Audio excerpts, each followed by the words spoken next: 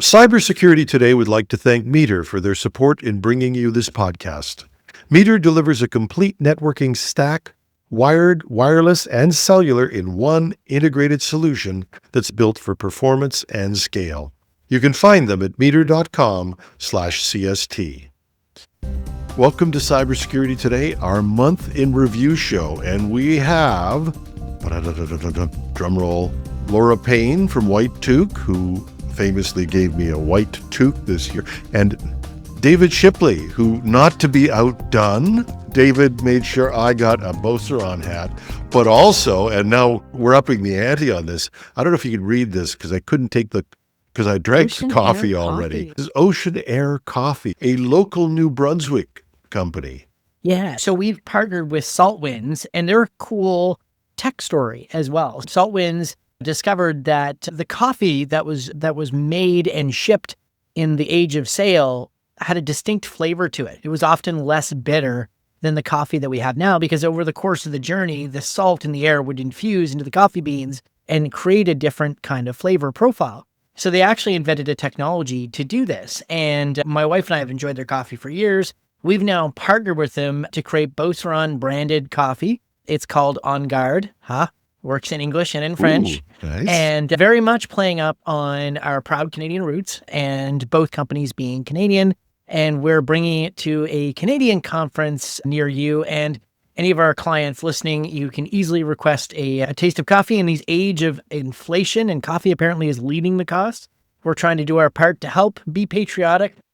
Dear American listeners, we love you, but unfortunately, due to the tariff situation, cannot bring you coffee at this time. We're working on it, though.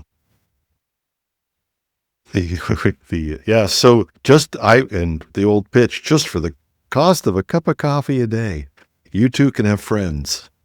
But it was a great gift. It was and like I said, I went to look for the bag for the show and I realized we drank it all. And it has a beautiful little Beauceron Ron character in his full-on barista outfit. It is somewhat of a collector's item. There you go. So we want to get to the news from this week. I don't know where you guys want to start. I put together a couple of stories. One of them, and I think I will start with it. And David, there's a couple of ones I know you've got, and Laurel, you'll have some as well. But the one that just got me was not one story. And many of these things I'm going to bring up today aren't just one story. We've gone back to this living off the land thing.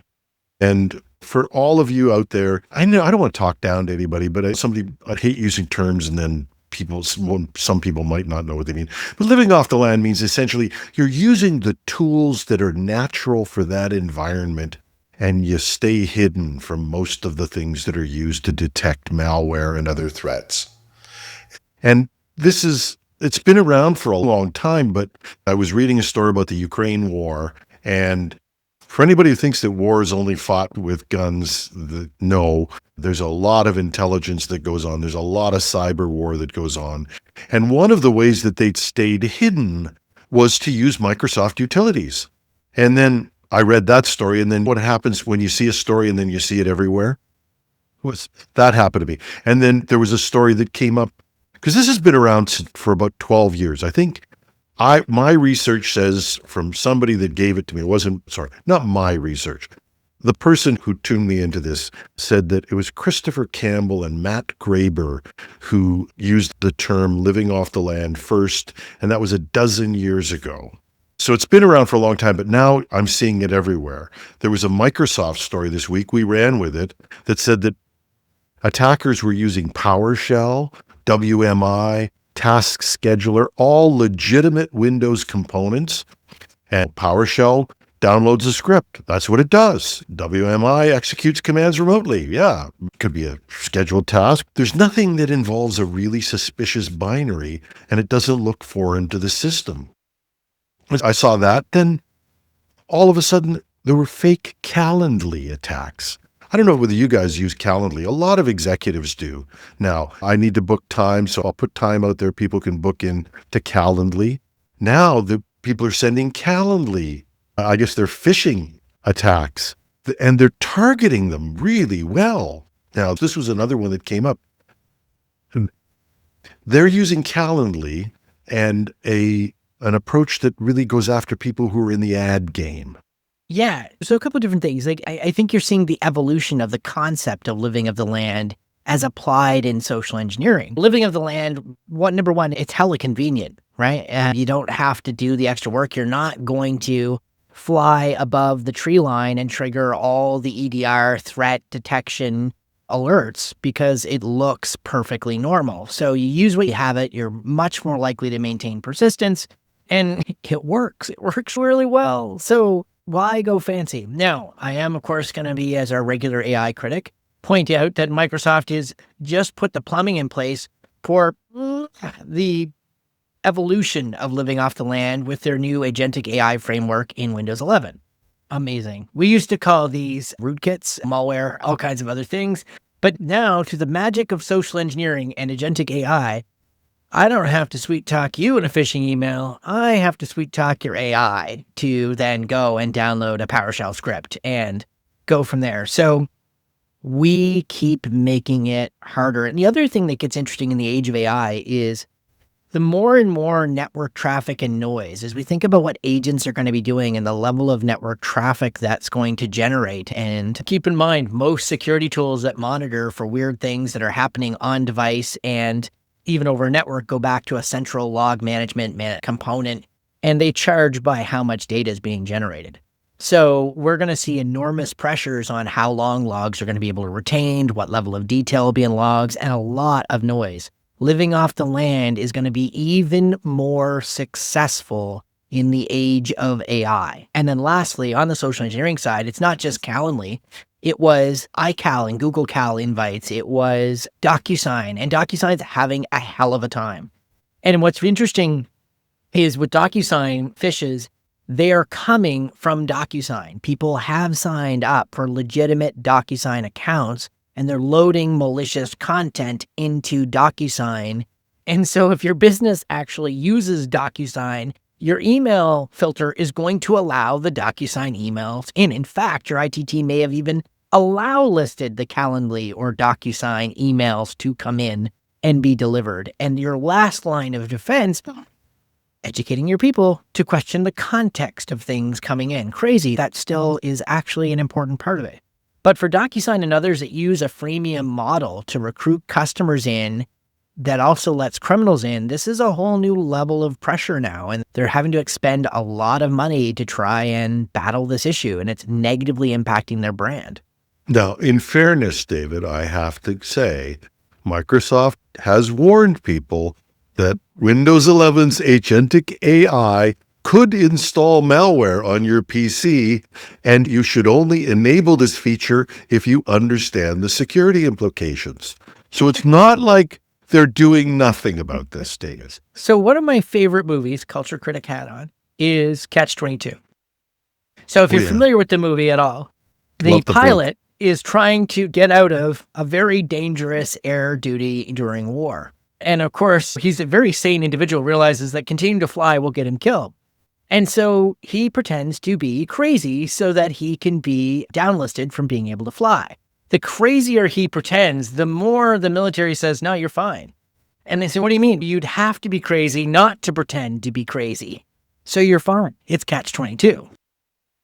Yeah. Microsoft saying this can be used to use malware, will be used to install malware, is basically telling you, here is the security implication. If you understood the implication, you wouldn't enable it. Now, to be fair, the Catch-22 also explains the economics of AI. And because there's a very famous scene in there where a guy buys eggs for 8 cents a dozen and sells them for 5 cents a dozen and makes a profit. And they actually do explain it. So that's how the math is mathing now. It solved two problems in there. Catch-22, is like 1984. They've turned into manuals, not novels. And so anyway, Laura, we've been taking all the oxygen out of the room. This has got to be something that you see hitting clients as very much. And it was highlighted in the threat outlook that was released by the Canadian government earlier this year as one of those emerging trends that we're seeing.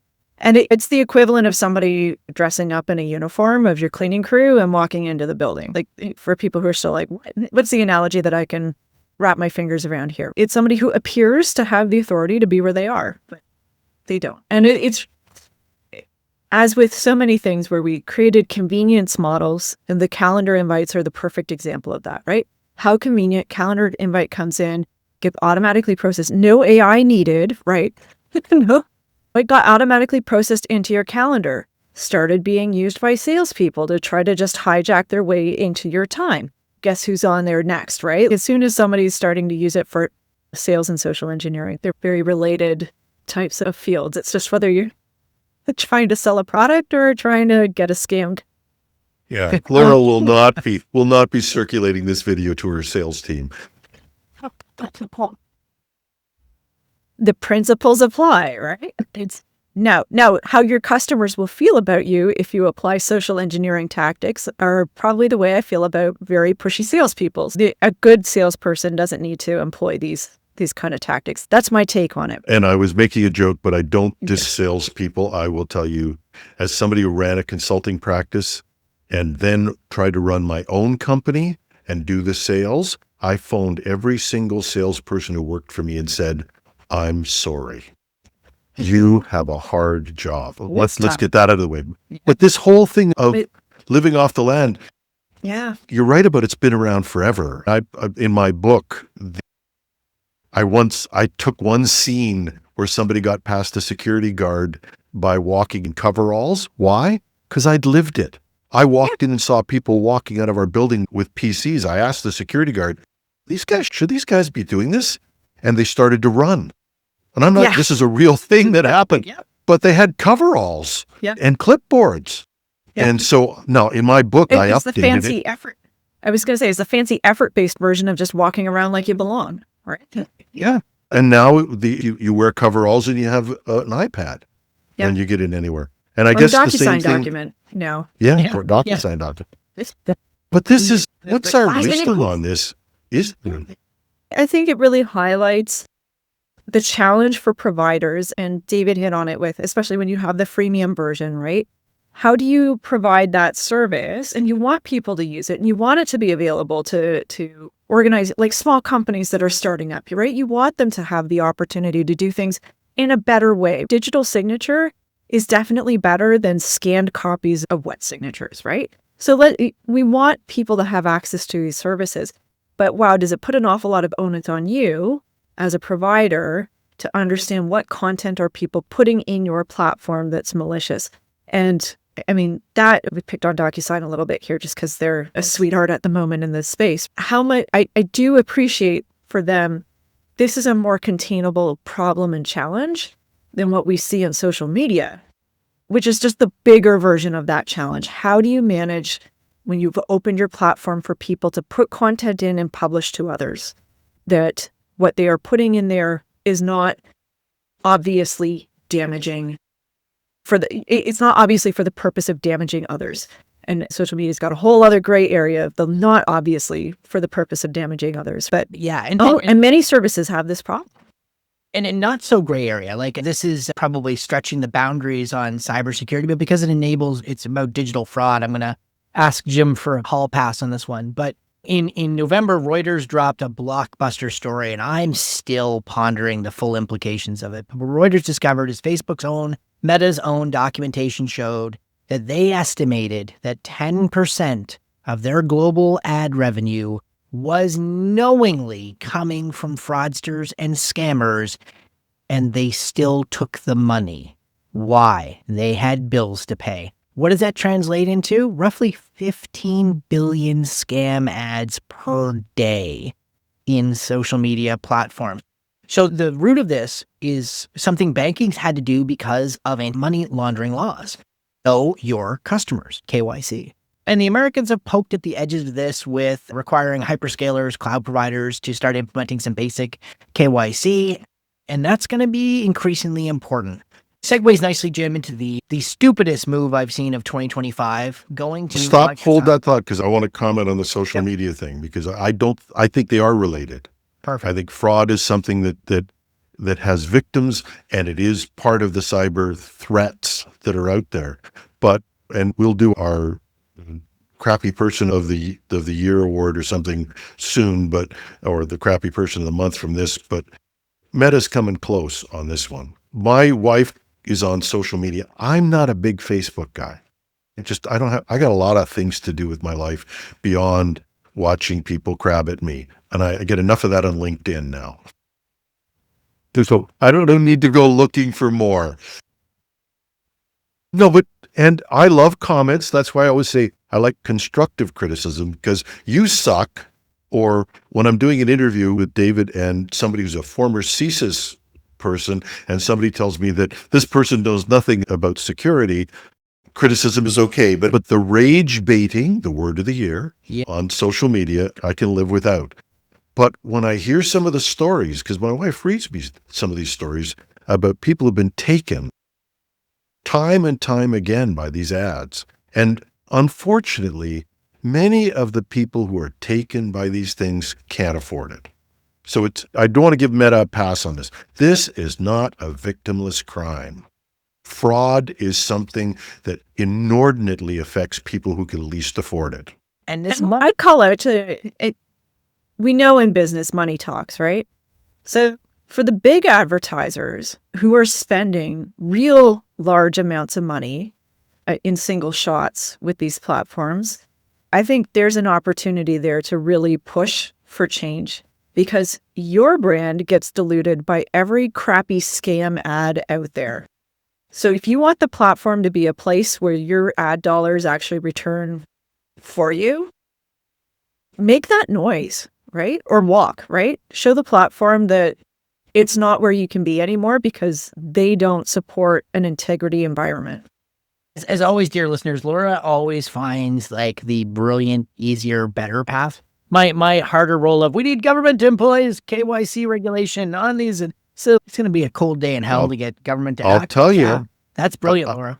I did this thing on a long time ago about who does purchasing online. Everybody's pitching me. I see the girls in tight sweaters, and I'm human, but you're not selling me anything, guys. It's just, my wife is a person who does a ton of online shopping and a lot of buying. So if Meta thinks that they can impress a guy like me and they can toss away people who actually talk to each other and share these stories and then stop buying on Facebook, they're going to be there's a day of reckoning on that. And so I totally agree with you, Laura. The best thing people can do is push these companies, and these companies should be pushing Meta to say, when you pee in the pool, nobody goes swimming. Yeah, no, so I guess it's probably, I love this colorful some days. You know what? I think it makes the point about the poisoned environment. And, it's interesting. I was interviewed by... That's my culture code, Toy Story. Yeah, there we go. Somebody poisoned the water hole. Yeah, there we go. CBC did a big thing on Black Friday scams and the rise in scams. By the way, it increases 300% in the holiday season. It's nuts. And BMO and RBC in Canada did phenomenal jobs as banks with press releases and consumer education around the rise of fraud. JP Morgan Chase did 22 targeted in-person sessions in cities across the United States. As much as we're going to give potentially Microsoft or Meta the Stinky for this episode for their various shenanigans, I don't know what the champion award is going to be, but banks are stepping up. And it's good to see. One thing I was giving my advice to CBC was stop using ads. Stop clicking on the ads. Stop following them. If you see something interesting from your Best Buy, your Walmart, your Costco, wherever, go to the website and go find it there. Purposely bypass it. 1, it'll be safer for you. 2, it'll send a message about exactly the point that you've both made so well in various ways. It's time for the pool to get cleaned up. I think it's a good general rule whenever it works. I think that should be one of the things that people adopt. If it's at all possible for me to not click on something and just go and do a search on the name myself or type in the URL myself, that's what I do. And as I don't know what deal that I'm a Prime customer. What deal is Amazon going to offer me on an ad that they're not going to offer me on the site? And by the way, 100%. The good part of AI is you can say, check the prices for me. And it will. Hallucinate.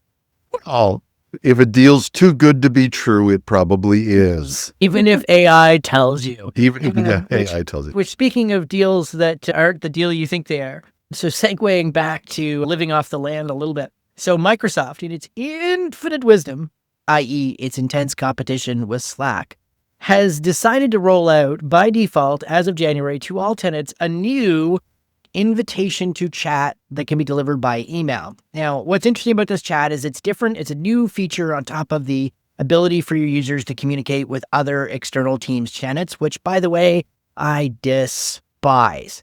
Way to turn Teams into email again. Great. But don't worry, they're taking the logical conclusion of polluting the Teams environment even further with this guest invite. Now, what's really cool about this is Microsoft and others have taught people for years that in a properly licensed, i.e. spend more, Microsoft Teams environment, we have features such as safe links, Microsoft Defender for Office 365, and other key features that will automatically protect you.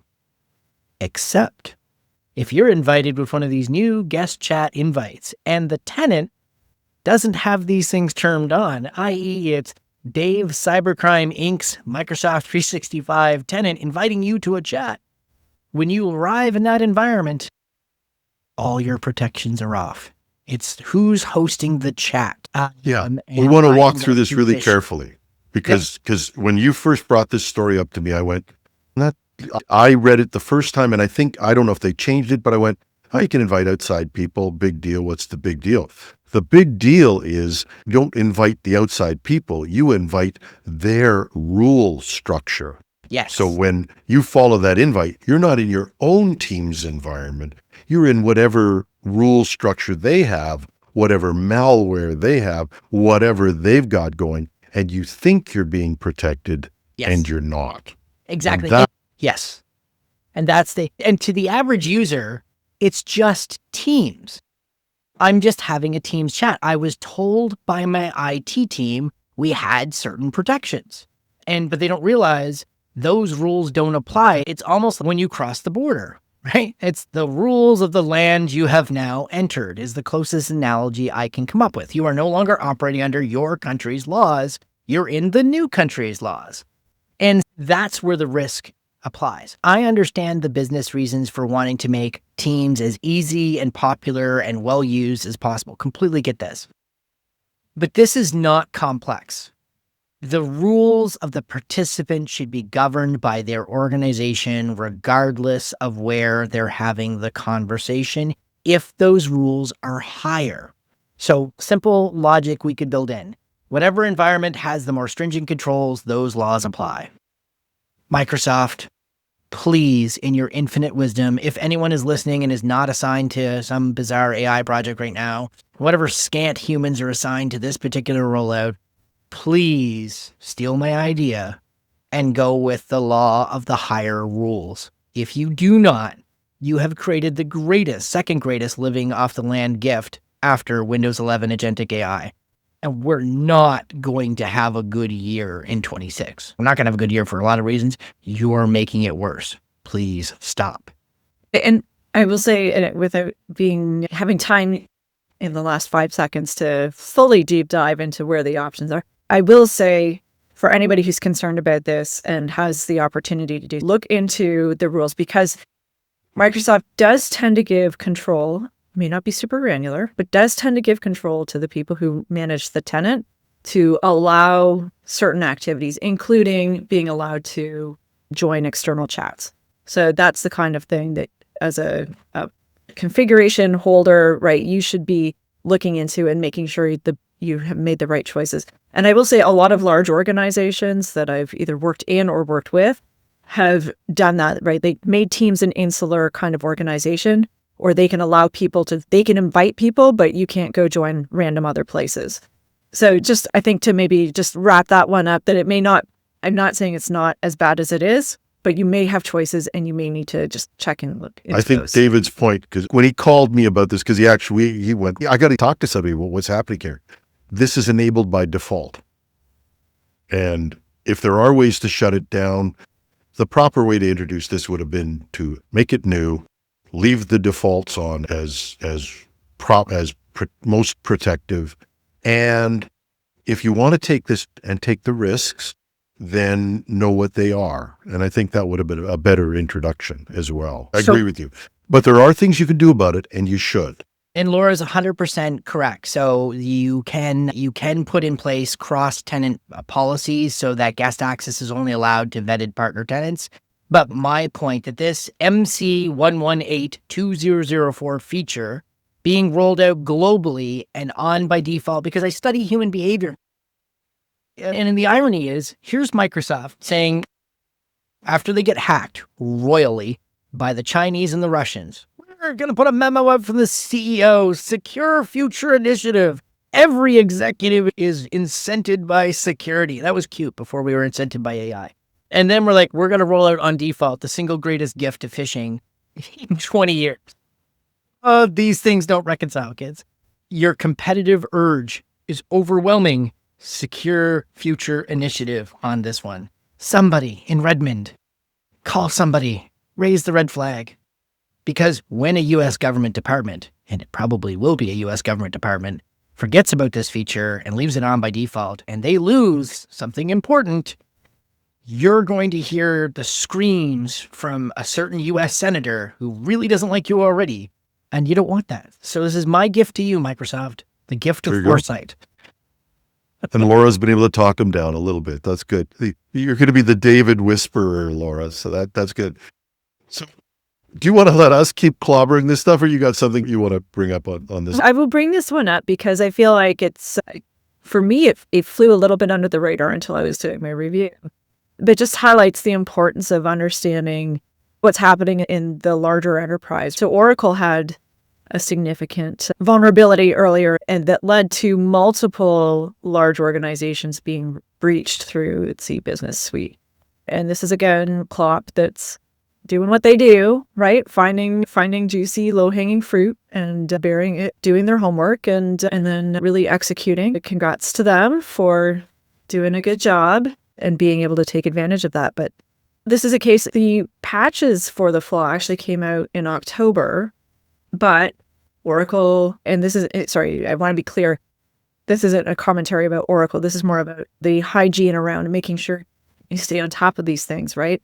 It's easy to get caught up in the big Windows patches, and you have a really good cycle of patching for that. And it's easy to get for Windows workstations, software on workstations have lots of auto updates and things like that. But these really big core systems where people tend to be a little bit cautious, and not without good reason, around it getting a patch applied because of how much it can impact from an availability perspective if the patch doesn't work well. But it doesn't mean you have weeks and weeks to patch a critical vulnerability. It needs to still be done.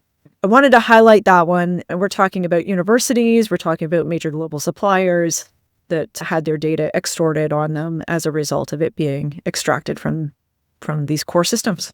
And a couple of interesting things about this. So first of all, Clop is back. Shady's back. Man, this group, by the way, their name is a play on a Russian play on a blood-sucking tick, which I guess that they're a parasite and they continue to do their thing.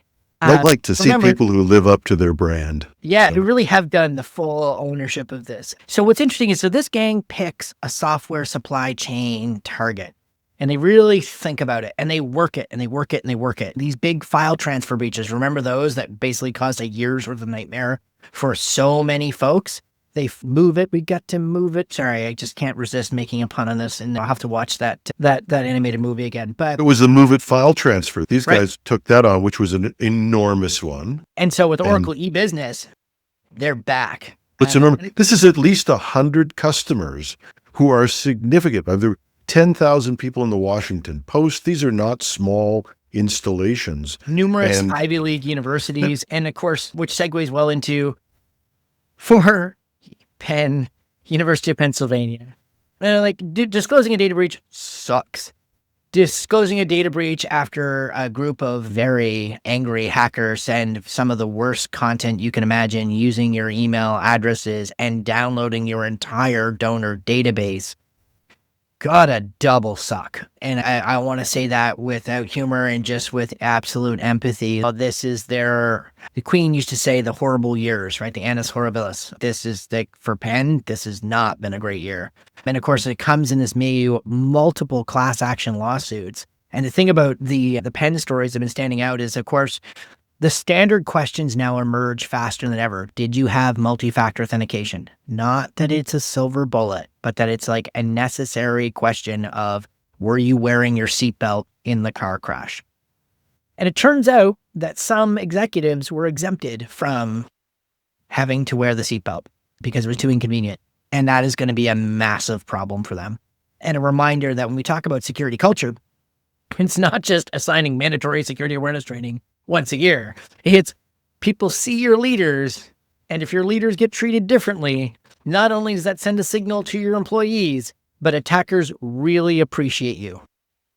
Yeah, and maybe it's not you or I, the hotheads of the world, maybe it's the Lauras of the world who could sit people down and have a calm conversation with them and say, do you know what messages you're sending?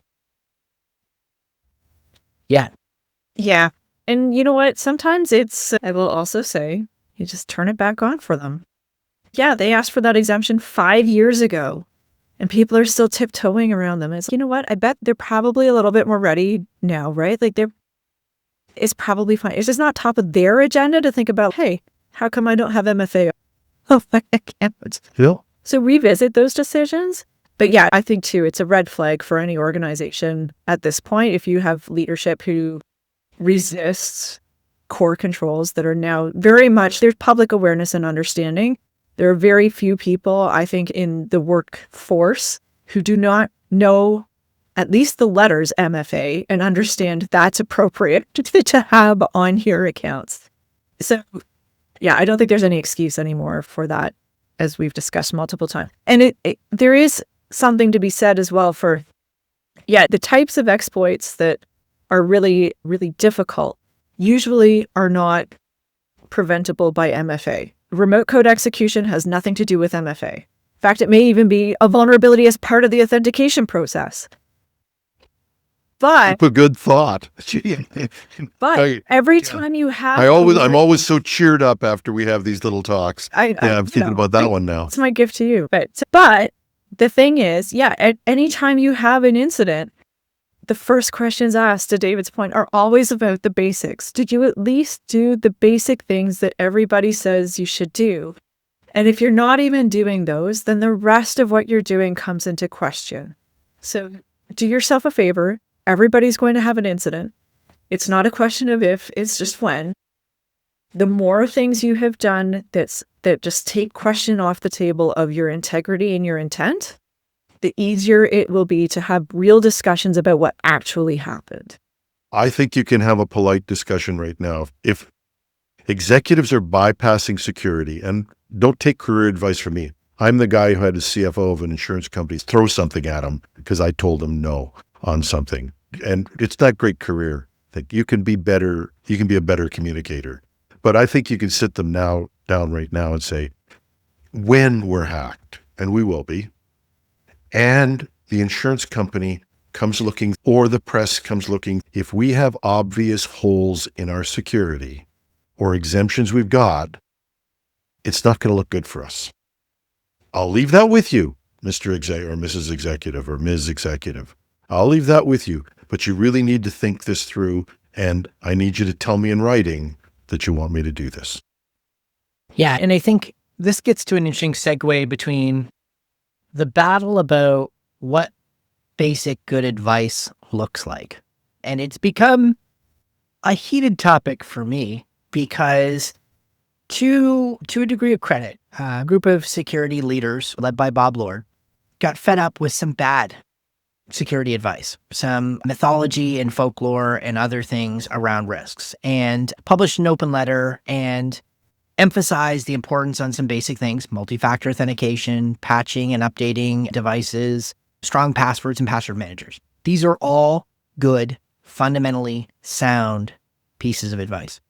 Some of the things they challenged, worth questioning. Juice jacking at the top of the list. For those not familiar with juice jacking, it became an incredibly popular sort of security esoteric sort of concern after a research paper said it's theoretically possible to leave malware infection via USB charging because you don't filter out the data components of USB and just get the power. It has never been seen or publicly disclosed in the wild as a valid attack method for a variety of reasons. So it's one of those things from a risk management perspective where it's like, is it possible? Yes. Is it probable? Low. Okay. That's good sound advice. Old advice, rotate your passwords every 90 days. That's bad. Old advice. The person at NIST who came up with the NIST password guidelines apologized years ago, did not understand the unintentional consequences of telling people to create passwords that were hard to remember, and rotating them would result in people creating patterns that could be guessed. So that's good advice.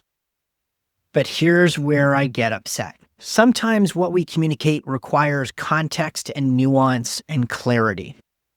And by lumping the old advice as all QR, never scan a QR code. And that was never quite the advice that was being given by most people. But it's been interpreted by some people as in QR codes are just URLs. They're fine. We're going to talk about that in a minute. And also avoid public Wi-Fi. When the advice needed not to be scrapped, but to be evolved.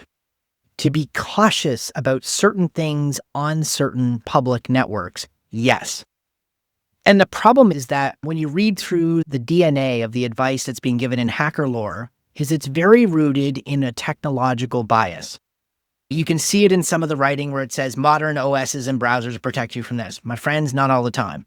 That also technology controls fail. And technology controls can be social engineered and bypassed. MFA can still be bypassed if I put enough effort in. So I really hate that they've created confusion around QR codes, particularly lines, if Bob is listening, saying there's no evidence of widespread criminality with QR codes, which, as Jim knows, I spent an entire episode in November dissecting multiple parking campaigns across the world using QR codes. They absolutely are using QR codes for criminality. And this morning, out of Calgary, we have reporting in the holiday season, a family lost $10,000 to an Interact email fraud that relied on using QR codes because it obscures the actual proper sort of signals that you know you're on Interact, etc. It's real people losing real money.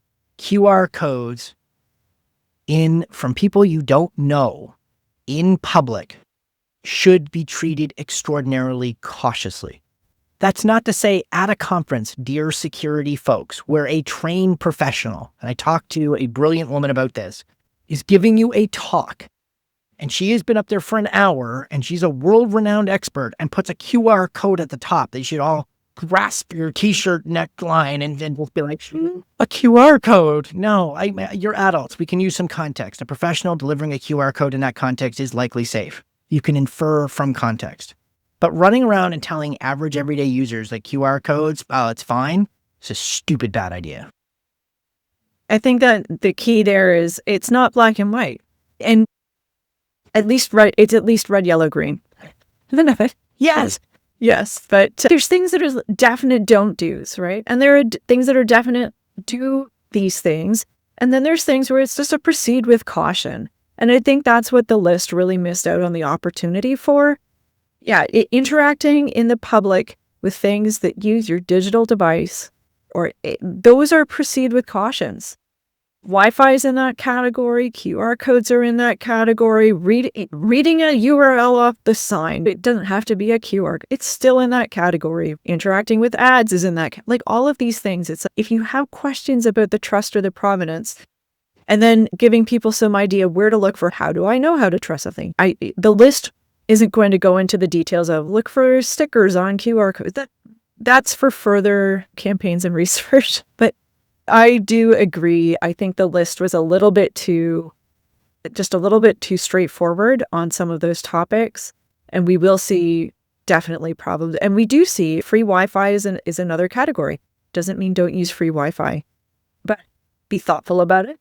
Look for trusted, real ones. Understand what's usual about using a free Wi-Fi and make some choices about what you're going to do when you're on free Wi-Fi.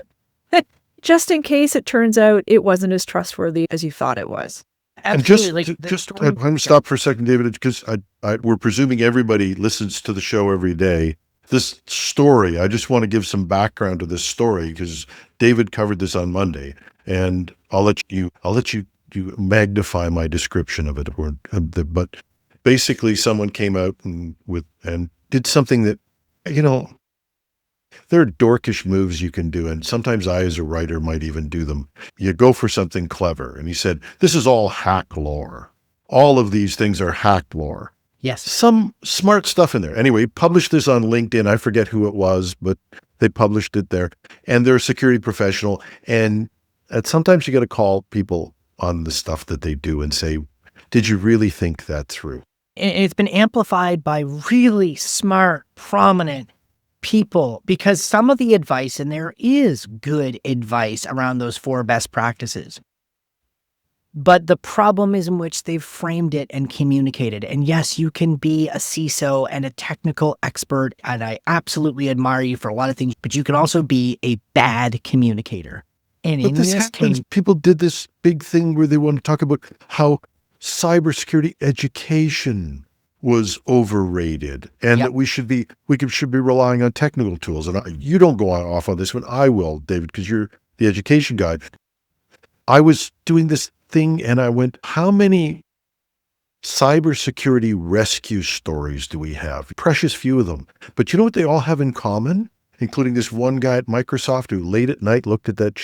They say, should that be happening? Cybersecurity rescues happen because people are courageous enough to ask a question and say, there's something strange about that.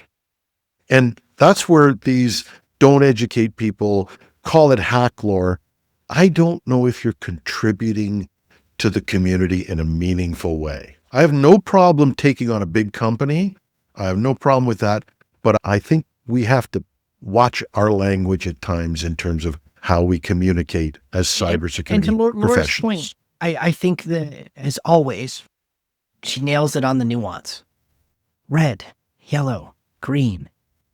And for me, I mentioned this in the episode, the Gruck famously said, your threat model is not my threat model. The assumption in hack lore is some of a universal consumer threat model.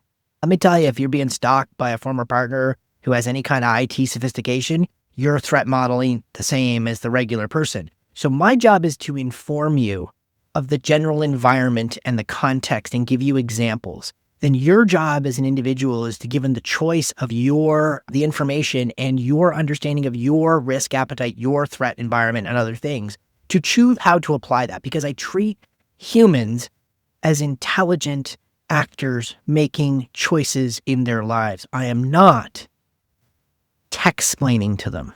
I'm not talking down to them. I believe in the potential of people. And I think that's one of the big red flags in our industry is when we tech-splain.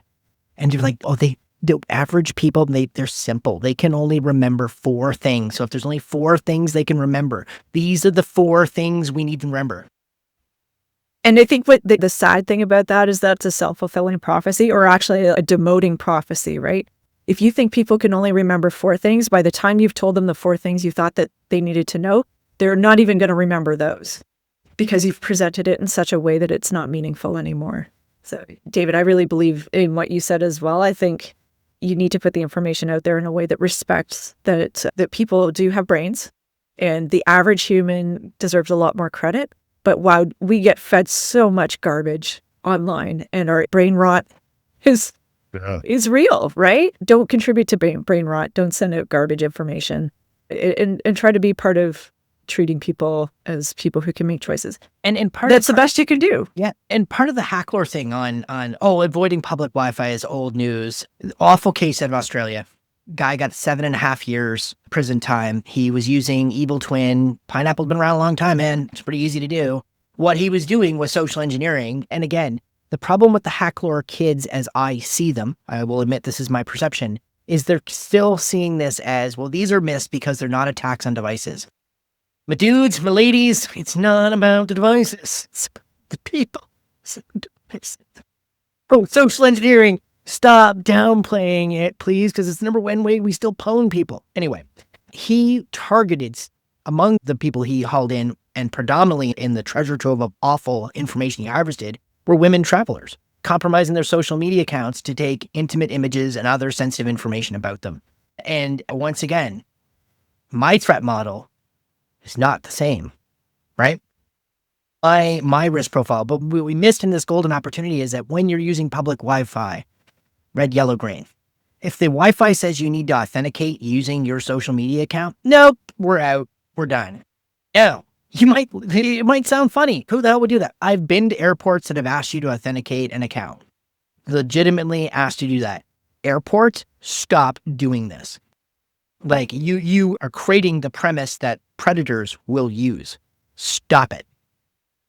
And I'm more strict on this. I think too, part of it, and there was a legitimate part of it, was the idea that if you're going to use the hack lore, right, I guess that really has developed is, just use a VPN and you're safe on public Wi-Fi.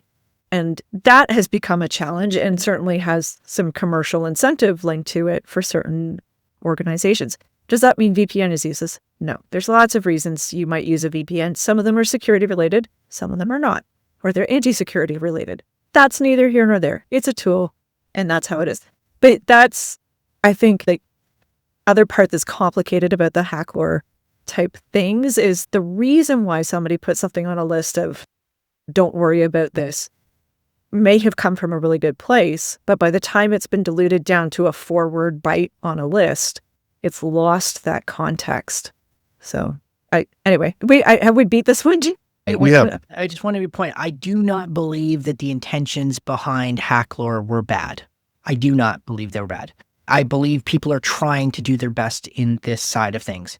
I'm asking them to listen to that very clear point that you just made about signal to noise and about the degradation of messages. And just because you're a technical expert does not mean you're expert in communication.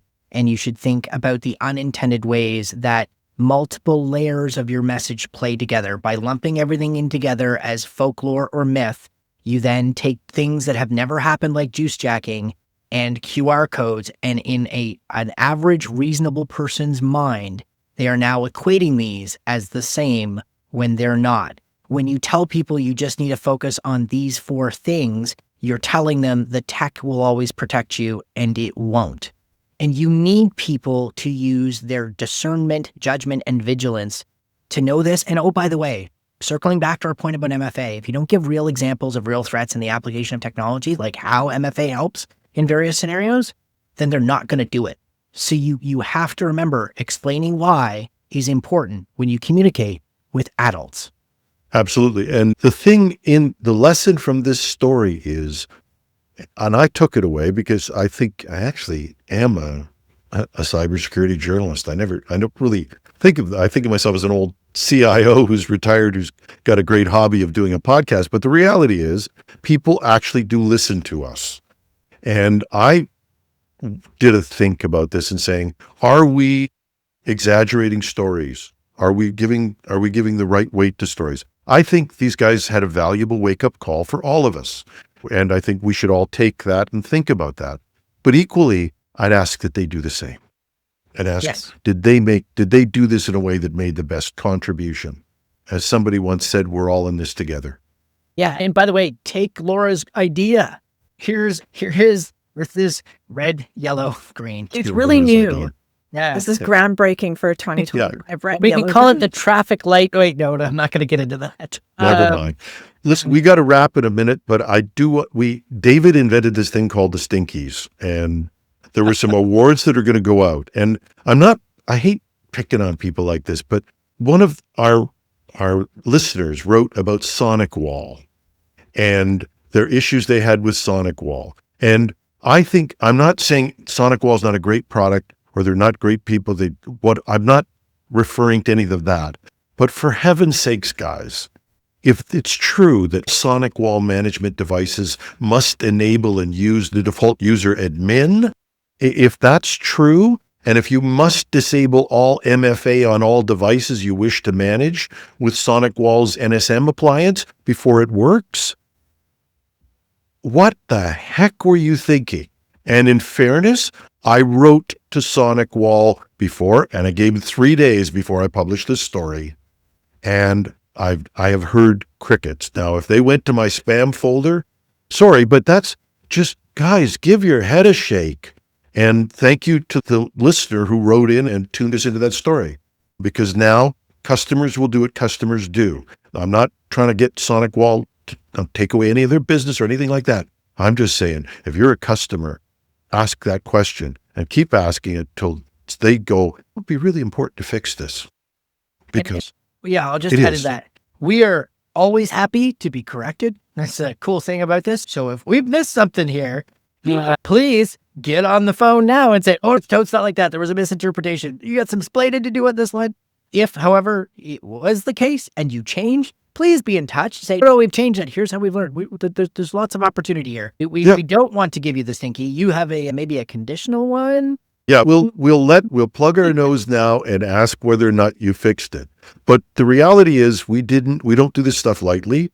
I was sent copies of the emails that people had gone back and forth with, and we did alert the company. We're not going to give you a Stinky, but we are going to give you a nudge to say, and if you fixed it, send me a note. I'd love to tell people on the next episode that you guys stepped up and because we're just as good at that.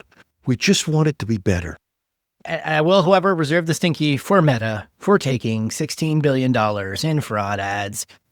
Do better. I think I think we're going to call it like the early election call. Meta wins out on this one in there. Yeah.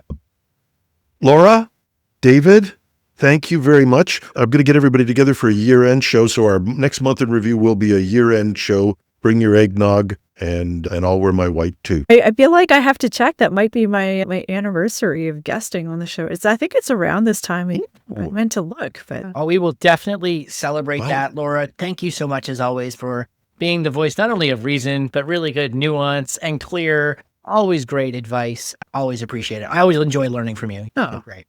I enjoy having lots to riff off of from you, David. Yes. Jim just gets to herd the cats. There's 2 seasons. There's t-shirts and plaid. So we'll continue the plaid season, and we'll see you guys in a couple of weeks for our year-end show. Thanks a lot. David Shipley from Beauceron Securities. Great coffee, nice hats. Laura Payne from White Tuque, and I actually have the authentic White Tuque. Thanks again. And to you out there listening to this, we meandered around about a lot of things, but I think we made some good points. Love to hear from you. Send me a note. You can just go to technewsday.com. You can leave a note on the contact us page there. You can, if you're watching this on YouTube, you can leave a comment. We check them all the time. And some of you just hunt me down on LinkedIn, and that's perfectly fine as well. Love to hear from you any way you can. Thanks a lot. David will be back on Monday with the cybersecurity news, and Laura will be back in a couple of weeks for our year-end show. Thanks again. And that's our show for today. We'd like to thank Meter for their support in bringing you the podcast. Meter delivers full-stack networking infrastructure, wired, wireless, and cellular to leading enterprises. Working with their partners, Meter designs, deploys, and manages everything required to get performant, reliable, and secure connectivity in a space. They design the hardware, the firmware, build the software, manage deployments, and even run support. It's a single integrated solution that scales from branch offices, warehouses, all the way to large campuses and data centers. Book a demo at meter.com/CST. That's meter.com/CST. And you can reach me at technewsday.com with your tips, comments, or even constructive criticism. If you're watching this on YouTube, you can just leave a note under the video, or, as some of you do, track me down on LinkedIn. Love to hear from you. I'm your host, Jim Love. Thanks for listening.